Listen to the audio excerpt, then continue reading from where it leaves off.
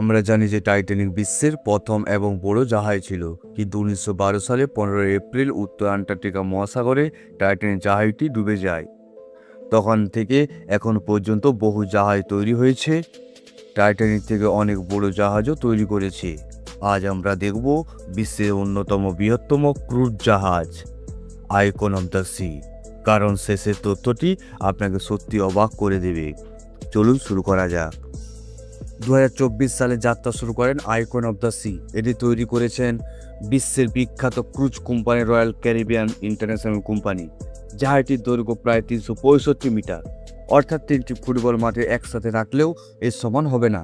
এর ওজন প্রায় 2.5 লাখ টনেরও কাছাকাছি, যা একে বিশ্বের সবচেয়ে বড় ক্রুজ জাহাজ পরিণত করেছে।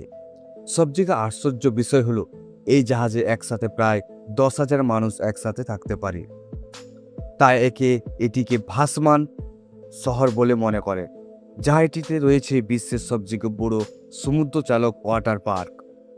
এখানে রয়েছে বিশাল জল সাপ্লাই, সুইমিং পুল এবং পরিবার নিয়ে উপভোগ করার মতো অসংখ্য বিনোদন ব্যবস্থা।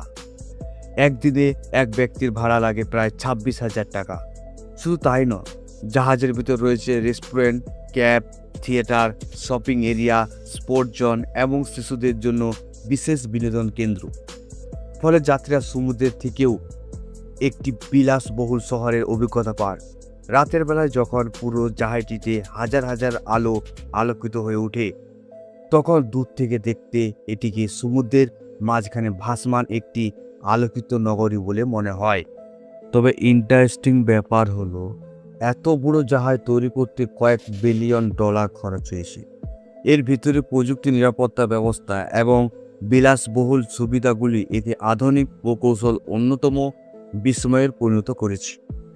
আর সবথেকে অবাক করা বিষয় হলো, এত বিশাল আকারের হওয়া সত্ত্বেও এটি সমুদ্রের ঢেউয়ের মতো অত্যন্ত স্থিতিশীলভাবে চলতে পারে। এরকম অবাক করা তথ্য জানতে ভিডিওটি লাইক করুন আর চ্যানেলটিকে সাবস্ক্রাইব করুন এবং পাশে থাকা বেল আইকনটি চাপতে ভুলবেন না।